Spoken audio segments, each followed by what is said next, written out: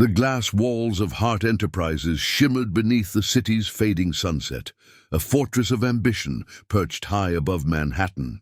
Inside the top-floor boardroom, silence reigned. Only the rhythmic hum of the air conditioner and the faint ticking of an antique clock broke through the stillness.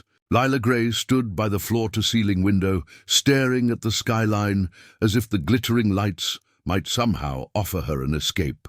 Her reflection looked like a ghost, pale skin, weary eyes, and a tremor in her hands she couldn't hide. Behind her, Damien Hart watched with the detachment of a man who'd spent a lifetime perfecting the art of control. His tailored black suit was flawless, his cufflinks glinting under the recessed lights. Everything about him, his posture, his measured breathing, the icy tone in his voice, spoke of precision. 6 months, he said, his deep voice smooth but edged with steel. That's all I'm asking for. Lila turned slowly, her pulse thundering in her ears. 6 months, she repeated, as if the number itself might suddenly make sense. You'll play the role of my wife, Damien continued. Attend events, make public appearances, and maintain the image of a stable marriage. In return, I'll pay off your father's remaining debts, and your sister's education will be secured. The words landed like stones. Lila's throat tightened as she stared at the contract neatly placed before her. Her father's debts, hundreds of thousands owed after his company collapsed under the weight of a failed partnership, had turned her life into a slow, suffocating nightmare. Her younger sister Clara was still in school, bright and full of dreams that Lila couldn't afford to destroy. This isn't a marriage, she managed to whisper. Damien's expression didn't change. It's an arrangement, one that benefits us both. He leaned forward slightly, the movement small but commanding. My company is finalizing a merger with the Japanese conglomerate Tanaka Group. They value stability and family. Their chairman refuses to sign with any executive he considers reckless or unmarried. Appearances matter to them. This, he gestured between them, is business. The word felt like a blade, slicing through whatever illusions she might have had about kindness. Still, desperation pressed on her chest like a weight she couldn't lift. And what happens after 6 months? She asked softly. The contract ends, Damien said. You'll be free. You'll have your money, and I'll have my deal. He said it so simply, as if they were discussing stock options instead of lives. Lila's eyes drifted to the signature line, the pen gleaming like temptation. Her mind screamed no, but her heart whispered of Clara, of hospital bills, overdue rent, and a promise she'd made to protect her sister no matter what it cost. Her hand trembled as she picked up the pen. Damien's gaze followed the movement, unreadable but sharp. For a fraction of a second, something flickered behind those steel-grey eyes, something almost human, but it vanished before she could name it. Do you do this often? She asked suddenly, her voice fragile but steady. Propose to strangers for convenience? Damien's jaw tightened. Only when necessary. She hesitated, meeting his gaze fully for the first time. And why me? He paused, as if calculating how much truth to reveal. Because you're discreet, ordinary enough to seem believable, yet not foolish enough to mistake this for love. The words stung more than she expected. She wanted to hate him for his arrogance, but there was something in his voice, a buried weariness, that hinted this proposal was not entirely about business. Beneath his control, she sensed a man running from something, or someone. Finally, she pressed the pen to paper, her signature trembling like a confession. Damien stood, extending his hand. Congratulations, Mrs. Hart. The title sent a chill down her spine. She took his hand because she had no choice, the warmth of his skin contrasting sharply with the cold in his tone. For a brief, disorienting moment, she felt something electric pass between them, something that didn't belong in a contract. But when she looked up, his face was already composed, his hand withdrawn. As Lila turned to leave, Damien's phone buzzed on the table. A message flashed briefly across the screen before he silenced it. She caught a glimpse of the words, Tanaka files, destroy before meeting. Her heart skipped. She didn't know why it unsettled her so deeply, but a whisper of unease followed her out the door. In that glittering boardroom, Damien Hart stared after her, his mask slipping for the briefest moment. He wasn't just marrying her for business. He was hiding something far darker, something that could destroy them both, and Lila, unknowingly, had just signed her name into the center of a storm. The morning after the agreement felt like a blur to Lila Gray as she stood before the mirror of her small apartment. The reflection that stared back wasn't her anymore. The simple accountant who used to take the subway to work had been replaced by someone about to step into a world built on rules, image, and ruthless perfection. Damien Hart's world.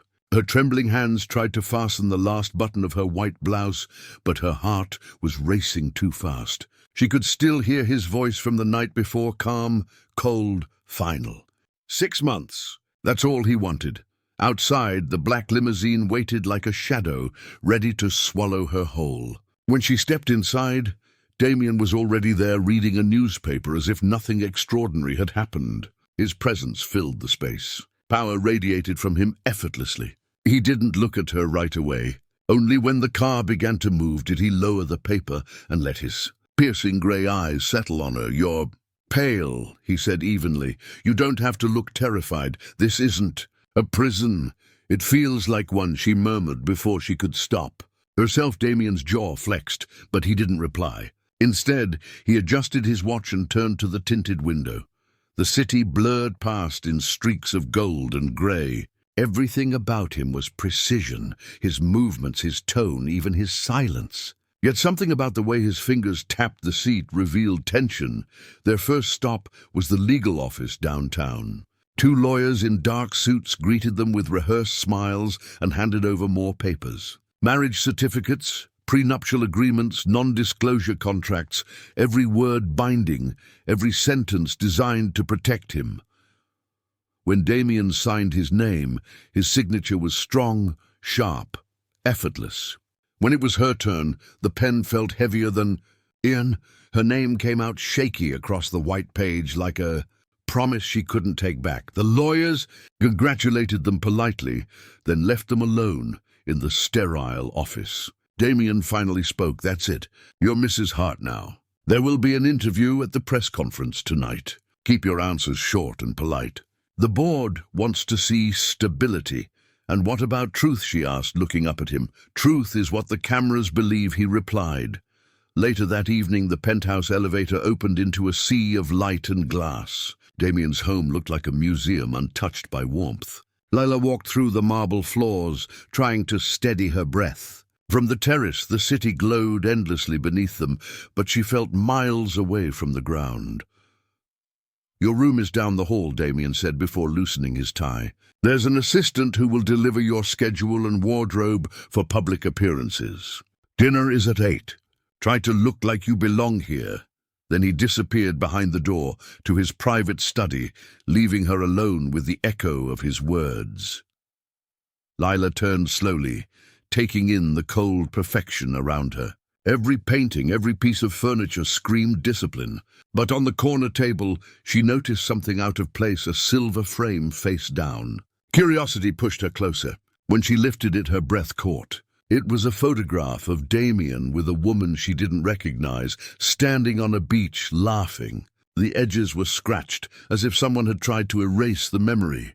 She put it back quickly, her pulse racing just as his voice came from behind her. "Don't touch that." Lila froze.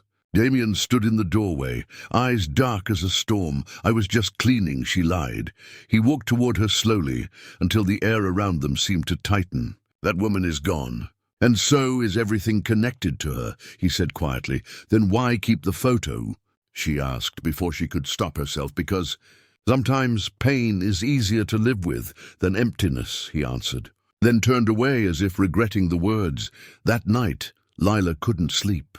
The city's lights flickered through the curtains, while Damien's words replayed in her head. Pain easier than emptiness. Somewhere behind his walls, there was a man who bled just like everyone else. In the darkness, she whispered to herself, "I'll find out who he really is." And far away on Damien's desk, a locked, Folder sat in the shadows marked with a single word, Tanaka. Inside were documents not just about business, but about a betrayal that could ruin them both. Night settled over the city like a veil of secrets when Lila stepped out of the limousine in front of Hart Mansion for the first time as Mrs. Hart. The grand estate stood in quiet defiance against the wind, its tall iron gates glistening under the streetlights. She had expected something elegant, but what she found was a palace carved from silence and stone. Damien stood beside her while the driver carried her luggage up the marble steps. His hand rested lightly in his pocket, his voice steady. "Welcome home, Lila home." The word caught in her throat. The mansion was cold, not in temperature, but in spirit. Every wall seemed to echo memories that refused to rest. The moment she crossed the threshold, she felt it a strange pressure in the air, as if invisible eyes were watching from somewhere deep. Inside, Eleanor the housekeeper greeted them with a polite smile, but her eyes flicked nervously toward Damien before settling on Lila with something that looked almost like pity. "Dinner is ready, sir," she said quietly. Damien nodded dismissively and gestured for Lila to follow him through a corridor lined with oil paintings of men who all looked just like him, powerful, expressionless, untouchable. At dinner, Damien barely spoke. He ate with mechanical precision, while Lila tried to keep her hands from shaking. The food was exquisite but tasteless. She asked about the Tanaka deal, trying to fill the silence. But he gave short, clipped answers until finally he set his wine glass down and said in that calm voice that sounded almost too quiet, "We will attend the Tanaka reception next week. You'll wear something elegant and say very little. They believe in the perfection of appearances. I don't want them to see a single crack, and what if they look closer?" she asked gently. "Then make them believe there's nothing to see," he replied, his eyes glinting like steel. After dinner, he excused himself and disappeared down a dim hallway, leaving her alone with the echo of her own footsteps. The mansion was enormous, every door leading into another corridor, another staircase, another locked room. But one door near the end of the west wing caught her attention. It was different, smaller, older, its surface scratched and weathered. Curiosity tugged at her, and she turned the handle, but it was locked. A sudden noise made her jump, footsteps echoing from behind. Eleanor appeared, her expression pale. "You shouldn't wander here at night, Mrs. Hart," she whispered. "The west wing is closed off," while Lila asked, but Eleanor only shook her head and retreated like a shadow. Later, unable to sleep, Lila wandered onto the balcony outside her room. The city stretched endlessly below the stars, but her gaze caught on a dim light flickering from the west wing. Someone was inside that locked part of the house. She slipped a shawl around her shoulders and stepped quietly into the hallway. The air was colder here, almost damp. As she neared the forbidden door, she heard faint music coming from the other side, a piano melody, slow and haunting. It stopped the instant she touched the doorknob. Then a voice spoke from the darkness behind her. "Couldn't resist, could you?" Damien stood there, his face half in shadow, his expression unreadable. "You were told to stay out of this part of the house," he said, his voice dangerously soft. "I heard something," she whispered. "You heard the past," he said flatly. "And it's better left buried." When she looked into his eyes, she saw it again, not just anger, but pain, deep old pain that he carried like a second skin. He turned and walked away, leaving her with the cold echo of the piano still ringing faintly in her mind. That night, as she lay awake, the sound returned, faint at first, then growing clearer, as if played from somewhere beneath the mansion. The melody was beautiful and broken, just like the man she had married. And Lila knew then that behind the locked door and Damien's guarded heart there was a secret powerful enough to destroy them both. Morning sunlight spilled through the tall windows of the Hart mansion, but the warmth never reached its walls. Lila stood at the breakfast table, staring at the untouched food before her. Damien was across from her, reading the financial reports, his coffee untouched, his mind already somewhere else. She had spent the whole night haunted by the piano music that had faded with dawn, but she could still feel it echoing through the floors like a heartbeat trapped beneath the marble. "You didn't sleep," he said without looking up from his papers. "I couldn't," she answered quietly. I kept hearing something from the west wing. Damien's eyes lifted, then sharpened like a blade. There's nothing there, Lila. Drop it. His tone wasn't angry. It was frightened, but she couldn't stop. There was something behind that door, something that had power over him, and she needed to know what it was. That afternoon they attended a charity gala in Midtown. Cameras flashed the moment they entered the ballroom. Damien's hand rested lightly on her back, guiding her through the sea of glittering guests. He smiled for the cameras, but it was a practice smile. When he leaned close for the photographers, his breath brushed her ear as he murmured, "Remember you're happy. Pretend if you must." Lila forced herself to laugh at something she didn't hear. But when she turned her head, she saw a man across the room, watching them with quiet intensity. His eyes were cold, but his smile wasn't friendly. Damien's jaw tensed. William Cole.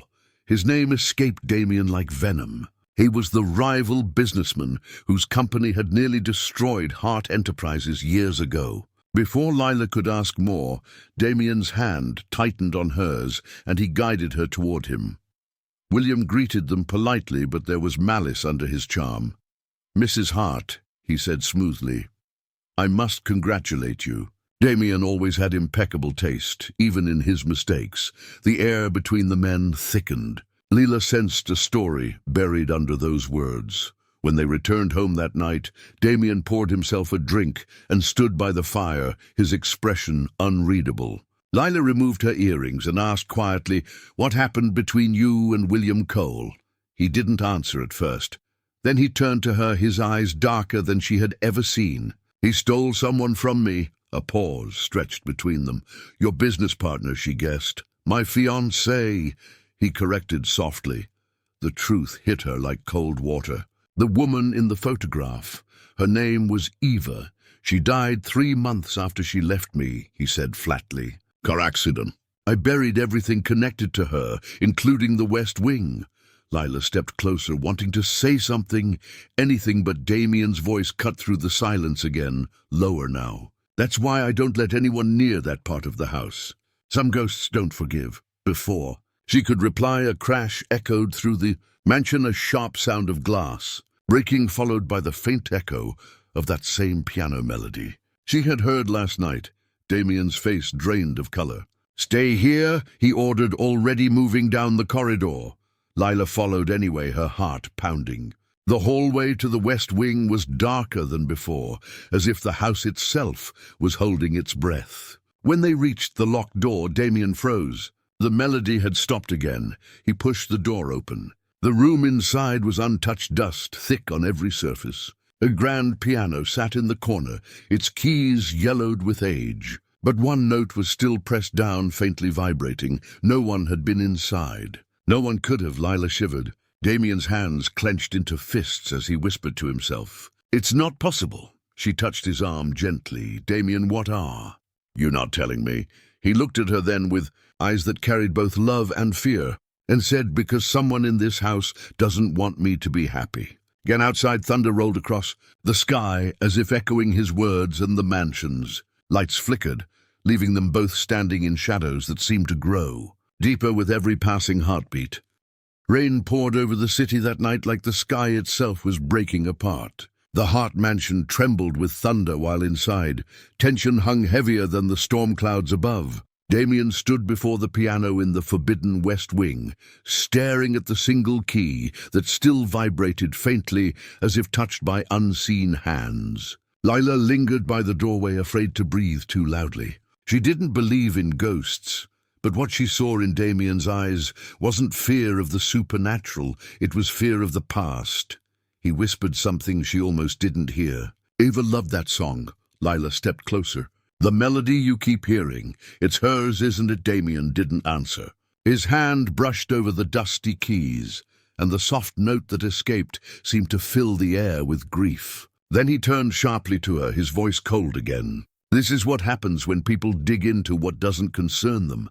It concerns me," she said, before she could stop herself, "because you married me into your silence and your nightmares. I deserve to know what I've walked into." His eyes met hers, lightning flashing through the tall windows behind him, throwing his face into harsh light. For a heartbeat, she saw something raw there, a wound still bleeding under layers of control. Damien walked toward her until the air between them thinned. "You think you want to know the truth," he said quietly. "But the truth costs someone their life. And if I tell you, it might cost yours too." "Then tell me anyway," she whispered. For a long time he said nothing. Then as thunder cracked outside, his composure cracked too. "Eva wasn't just my fiancée. She was my business partner. Together, we built the first branch of Hart Enterprises. But William Cole wanted her, both for her ideas and for revenge against me. The night she left, she took my company's most sensitive files with her. A week later, she called, crying, begging to meet me and explain everything.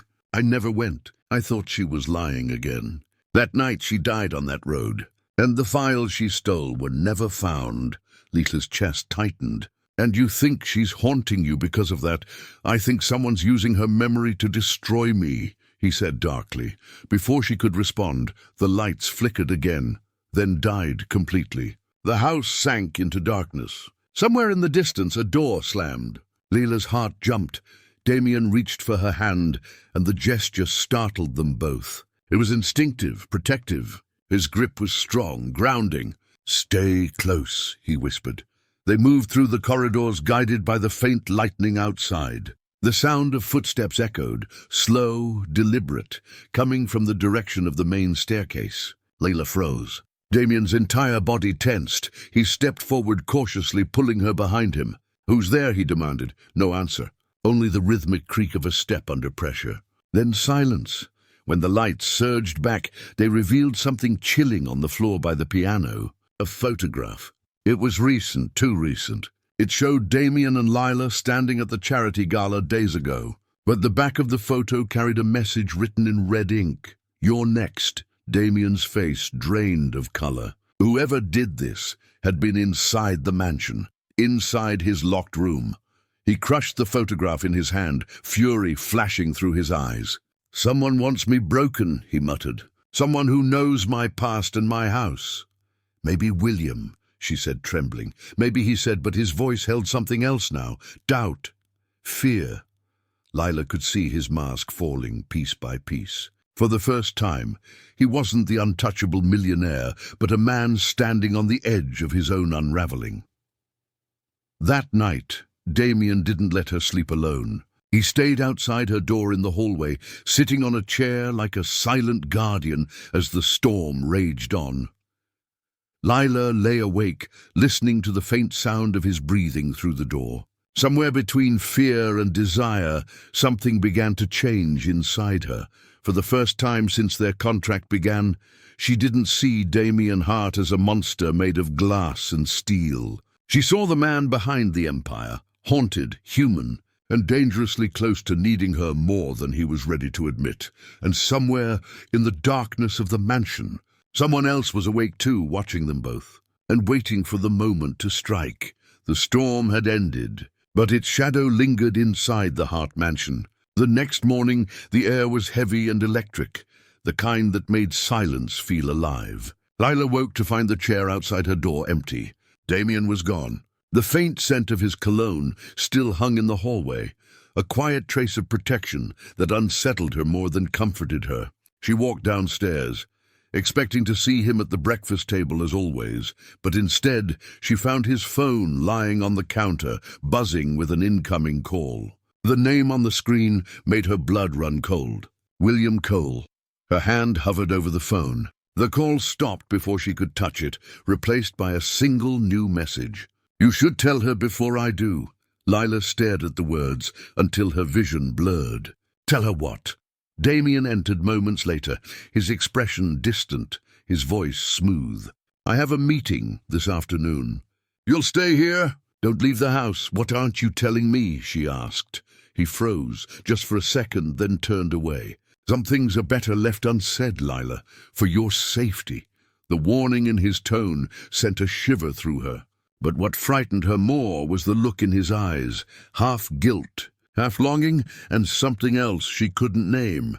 That evening, when he left for his meeting, Leila's curiosity won. She went to the West Wing again, her footsteps echoing against marble and memory. The piano room waited in silence. But this time, she noticed something she hadn't before, a faint draft slipping through the wall behind the piano. She pushed it gently, and to her astonishment it moved, revealing a narrow passage dimly lit by a single bulb. Dust floated like ghosts in the air. Her heart pounded as she followed the passage. It led to a small room filled with old boxes and files, stacked in careless piles. In the corner sat a metal safe. On top of it, a photograph of Damien and Eva, their smiles wide and young, stood beside an envelope marked with a trembling hand. The envelope read, "For Lila." Her fingers shook as she opened it. Inside were printed emails, messages exchanged between Eva and William Cole, the night before her death. One line struck her like lightning. "Damien will never forgive me when he finds out the truth about the Tanaka accounts. He doesn't know the money was never his to begin with." Before Lila could read more, she heard footsteps behind her. Damien stood in the doorway, rain dripping from his coat, his face pale as ash. "Where did you get that?" he asked, his voice low and dangerous. "It was here," she whispered. "You left it." He crossed the room in 2 steps and grabbed the envelope from her hand. "You don't understand what this is." "Then make me understand," she said, tears burning her eyes. "I'm tired of living in a house of ghosts and lies." He looked at her like a man who had spent too long in darkness. "The money that built my company wasn't mine," he said at last. "Eva borrowed it illegally to save us when we were collapsing. She was blackmailed by William Cole, and I never knew until after she was gone. That's what she tried to tell me that night before she died, and now Cole's using it against you," she whispered. He nodded slowly. "He wants everything I built, and he'll destroy you to get it." Lila's pulse quickened. "Then we fight back. Together." Damien's breath caught at the word "together." It had been years since anyone stood beside him without wanting something in return. But before he could answer, the lights flickered again. The sound of a car door slammed outside. Damien glanced toward the window. "He's here," he said. The front door creaked open somewhere below. Footsteps echoed through the halls. Slow, deliberate, confident, Lila's hand found Damien's sleeve. Her voice was a whisper barely louder than the rain. "What does he want?" Damien's jaw tightened. Thunder cracked again as the mansion plunged into darkness, leaving them both standing in the hidden room between truth and danger, knowing that the night ahead would change everything forever. The mansion's silence shattered when the front door slammed open. Damien moved fast, pulling Lila into the narrow shadows of the hidden passage. His breath was uneven, his voice barely a whisper. "Stay here no matter what happens. Do you understand?" But she shook her head fiercely. "I'm not hiding while someone walks into our home uninvited."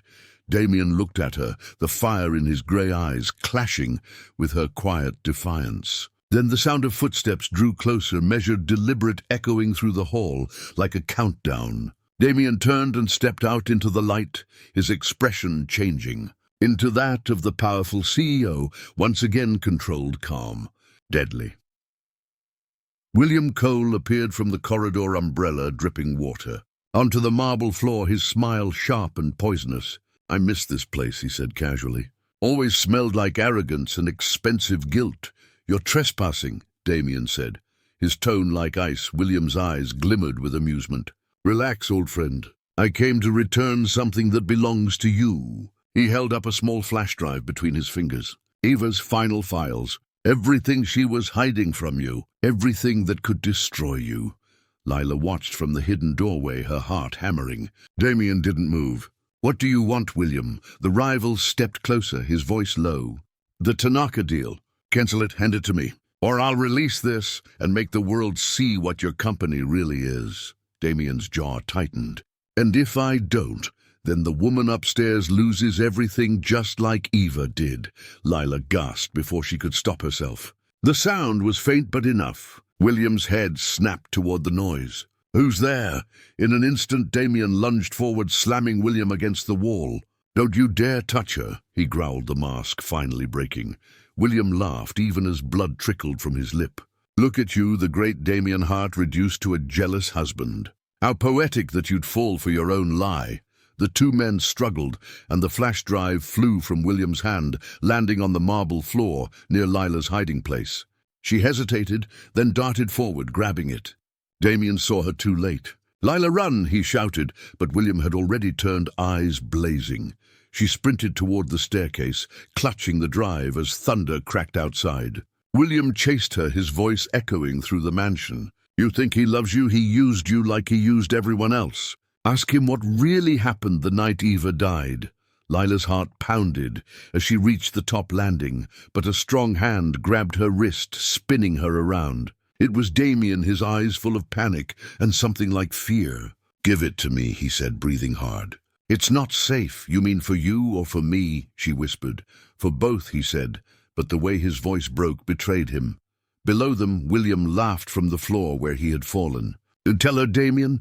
Tell her how you never went to meet Eva because you were with her sister instead." The words froze the air. Lila stared at Damien in shock. Sister Damien's lips parted, but no words came. The truth he had buried for years clawed its way to the surface. Eva's sister had been the one he had comforted that night, thinking she was gone for good. He had never known she was still alive long enough to beg for forgiveness. Lila stepped back, tears filling her eyes. "You let her die alone." Damien reached for her, but she turned and ran down the hallway, her footsteps echoing through the mansion like broken glass. He called her name, but it was drowned out by thunder and by the sound of William's laughter rising from below. When the front door slammed again, the house fell silent. Damien stood in the dim light, staring at the spot where she'd been knowing. This time she wasn't just running from him, she was running from the truth outside. The storm returned harder than before, washing away the footprints on the stone path, while inside the mansion's piano began to play again by itself, one haunting note at a time. Rain lashed against the windows as Lila's car tore through the city streets. Her hands shook on the wheel, her heart a storm of betrayal and disbelief. She had run from Damien's mansion without knowing where to go, the flash drive still clutched tightly in her coat pocket. The words William had thrown at her echoed in her mind like a curse. "You let her die alone." Every mile between her and Damien felt like an unraveling thread pulling her apart. She finally stopped in a dimly lit parking lot near the old church at the edge of the city. Her breath came fast, fogging the glass as she sat motionless. She pulled the flash drive from her pocket and stared at it. That small piece of metal held the truth about Eva, about Damien, and about everything that bound them together. Inside the church, the lights were faint, casting long shadows across the wooden pews. Lila sat at the altar, laptop open, rain dripping from her hair as she inserted the drive. Folders appeared one by one. Tanaka Project, private accounts, Eva's diary. She clicked the last one. The diary opened with a video file. Eva's face appeared on the screen, pale and frightened. Her voice shook. "If you're seeing this, it means I'm gone. Damien doesn't know what I did for him. William forced me to move his money through the Tanaka deal. If I didn't, he said he'd destroy Hart Enterprises. Damien thinks I betrayed him, but I was trying to save him." Tears filled Lila's eyes. Eva's voice broke as she whispered, "Tell him I'm sorry. Tell him I loved him. Tell him not to trust William, because he was never after the company. He was after revenge." The video ended abruptly. Lila covered her mouth, trembling. Everything Damien had believed was a lie, and she had run away before he could prove it. A car door slammed outside. She froze. Through the rain-streaked glass, she saw a shadow moving toward the church. The figure stepped inside, tall and slow. Her heart stopped. William Cole. He smiled when he saw her, calm and cruel. "I knew you'd find it. You always were too curious. Stay away from me," Lila said, her voice shaking. He stepped closer. "That drive doesn't belong to you. Hand it over, and I might let you walk out of here." "You lied to everyone," she said. "Eva died trying to protect him, and you used her." William's smile faded. "She made her choices, just like Damien made his, and now it's your turn." He lunged forward, but before he could reach her, a deafening sound filled the room. The heavy wooden doors slammed open again. Damien stood there, soaked to the bone, eyes blazing like the storm behind him. "Step away from her," he said, his voice low and dangerous. William turned slowly, smirking. How touching the ghost finally comes for his savior. Damien didn't reply. He moved forward, his fists clenched, his anger years in the making. The two men collided with a crash that shook the pews. The laptop fell to the floor. The screen flickered, showing the final seconds of Eva's recording. Damien froze just long enough to hear her words echo again. "I did it for you." The fight turned desperate. William grabbed a piece of broken glass from a shattered window and swung it at Damien, but Lila stepped between them without thinking. The shard grazed her arm before Damien threw William back against the wall, knocking him unconscious. Lila collapsed to her knees, blood dripping from her sleeve. Damien caught her before she hit the floor, his voice breaking for the first time. "Why would you do that? Why would you risk your life for me?" "Because Eva already did," she whispered. "And someone had to finish what she started." He pulled her close, his hands trembling. "You were right. I should have told you everything. I was too afraid to lose you." Her eyes softened through the pain. "You already did." Police sirens echoed in the distance, growing louder with every heartbeat. Damien pressed his forehead against hers, his voice barely a breath. "I won't lose you again, Lila, not like her. Not ever."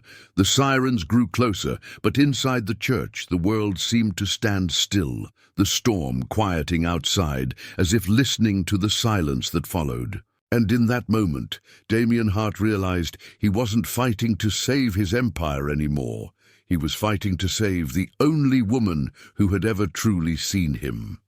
The hospital lights burned too bright as Lila drifted in and out of consciousness. The scent of antiseptic filled her lungs. Somewhere near her, a machine beeped steadily, a sound that tethered her to life. When she finally forced her eyes open, Damien was sitting at her bedside, his face pale and unshaven, his hand trembling as it held hers. For the first time, the man who ruled empires looked lost. "You shouldn't be here," she whispered, her voice weak. Damien's eyes lifted to hers. "There's nowhere else I could be." The storm had ended hours ago, but inside both of them it was still raging. William Cole had been arrested after police found the weapon in his car. But even behind bars, his shadow stretched long. Before they took him away, he had said one last thing that haunted Damien's every breath. "She's not done paying for your sins." Days passed. Lila recovered slowly, though the cut on her arm was the least of her wounds. The silence between them was heavier than words. Every time Damien tried to speak, guilt strangled his voice. One night, unable to bear it, she asked what she had been avoiding. "Why didn't you tell me the truth about Eva sooner?" He looked out the window for a long time before answering. "Because telling you meant reliving it. And because I didn't know how to face what I did." "You didn't kill her, Damien," she said quietly. "No, but I might as well have."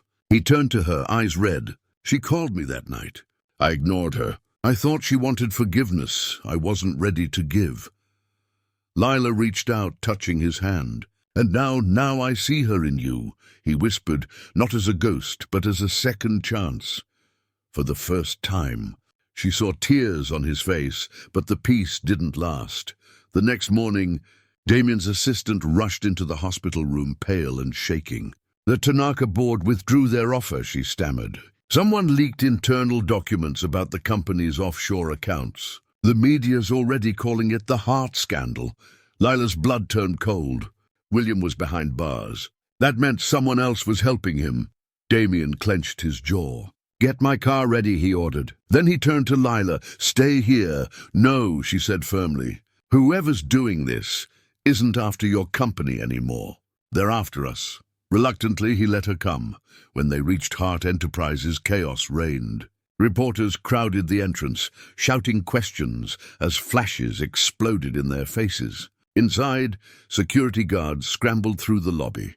On the top floor, Damien's office had been ransacked. Files shredded, computers gone. And scrawled across the glass wall in red ink were the words, "You can't bury the dead." Damien froze. That handwriting, it wasn't William's. Lila bent down and picked up a small gold locket from the floor. Inside was a faded photograph of Eva. On the back was an engraving neither of them had seen before. "Forgive me," Damien's breath caught. He turned the locket over again and again, as if trying to wake from a nightmare. Then something else caught Lila's eye. A shadow on the security footage, looping on the broken screen. A woman dressed in black, walking through the office at midnight, her face never turning to the camera. Damien's voice was barely a whisper. "It can't be her." Lila looked at him sharply. "What are you saying?" He stared at the screen, frozen in disbelief. Eva's body was never found after the crash. Only the wreck. Outside, thunder rolled again, though the sky was clear, and Lila knew in her bones that this story was not about ghosts. It was about the living. Someone out there had returned from the ashes with vengeance burning in her heart, and she wasn't finished yet. The world outside moved fast, but inside the Hart mansion, time seemed frozen. Damien stood before the fire, his hands gripping the locket until his knuckles turned white. The words engraved inside it echoed in his mind again and again, "Forgive me." The possibility that Eva was still alive burned through him like acid. For years, he had buried his guilt beneath power and routine, but now everything he thought he knew was unraveling. Lila stood by the window, watching the storm clouds build again over the city. "You think she survived?" she asked softly. "I don't know," he said, his voice low. "The car was found at the cliff, but not her body. I thought the explosion destroyed everything. Maybe I wanted to believe it. Maybe it was easier to live with ghosts than with what I'd done." Lila turned to him, eyes filled with worry. "And if she's alive, then what does she want?" Damien met her gaze. "Revenge." Before either of them could say more, a sharp sound shattered the moment. "Glass breaking somewhere downstairs." Damien's instincts kicked in. "Stay here," he ordered, moving toward the door. But Lila followed anyway, her heartbeat loud in her ears. They descended the marble staircase slowly. The lights flickered as they reached the hallway. The front door was open, rain blowing in from the wind. On the floor lay a single envelope sealed with wax.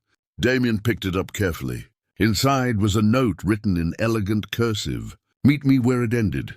Lila's breath caught. "The cliff," she whispered. Hours later they drove through the storm to the place where everything began, the edge of the same cliff where Eva's car had gone off the road years ago. The headlights cut through the rain, revealing a lone figure standing near the barrier, her coat whipping in the wind. Damien stepped out into the downpour, his heart pounding. The woman turned slowly. Lightning illuminated her face, pale, sharp, unmistakably familiar. "Eva, you're alive," he breathed, his voice breaking. Eva smiled faintly, but her eyes were cold. "You sound disappointed." Lila stood frozen behind him, watching as the past came back to life. Damien took a step forward. "Why did you let me believe you were dead? Why did you destroy everything? We built Eva's laugh was hollow." "Because you already had. You left me to face William alone. You let him take everything. Do you know what it's like to crawl out of a burning car and realize the man you loved didn't come?" "I didn't know," he whispered. "I thought you were gone." Eva's eyes glistened with tears, but her voice hardened. "I wanted you to suffer like I did. I used William to take back what you stole from me. But when I saw her," she gestured toward Lila, "I realized she was my second chance to make you feel what I felt." Lila stepped forward, rain running down her face. "You're her sister, aren't you?" Eva's gaze softened for a moment. "I never wanted to hurt you. But when I saw your name on the marriage announcement, I knew fate had brought me the perfect weapon." Damien's heart twisted. All this time, all the pain, every deal, every lie, it all traced back to this moment. Eva took another step toward the edge of the cliff, her voice trembling. "I came here tonight to finish what I started. I wanted you to see what it's like to lose everything. But looking at you now, I see I already have." Damien reached out his hand. "Don't do this. We can fix it. There's no fixing what's dead," she said softly. "Tell her she was never just a contract. She was the reason you learned to love again." Then before either of them could move, she stepped backward into the darkness below. Lila screamed as Damien lunged forward, but there was nothing left to catch. The sound of waves crashed below, swallowing the last trace of her. By morning the storm had passed. Rescue teams searched the coastline, but found only the broken locket. Damien stood on the cliff staring into the dawn. Lila came beside him quietly and took his hand. "She's gone," Lila whispered. "No," Damien said softly. "She's free." He turned to Lila, and for the first time his eyes carried peace instead of guilt. I married you for business, but one night made me see everything I'd buried. You didn't just save my life, Lila. You gave it meaning. She smiled through her tears. Then let's build something real from what's left. Months later, the world knew the truth. Damien Hart stepped down as CEO and exposed William Cole's network before disappearing from the headlines. Together, he and Lila reopened Eva's Foundation as a charity that helped rebuild broken lives. In the quiet of a small seaside home, far from the city, Lila placed the restored locket beside a newborn's crib. The baby stirred softly, and Damien kissed her forehead. He looked at Lila and whispered, "This time I won't run from love." Outside, the ocean glimmered under the morning sun, no longer a place of endings, but of beginnings. And in that peace, their story finally found its home.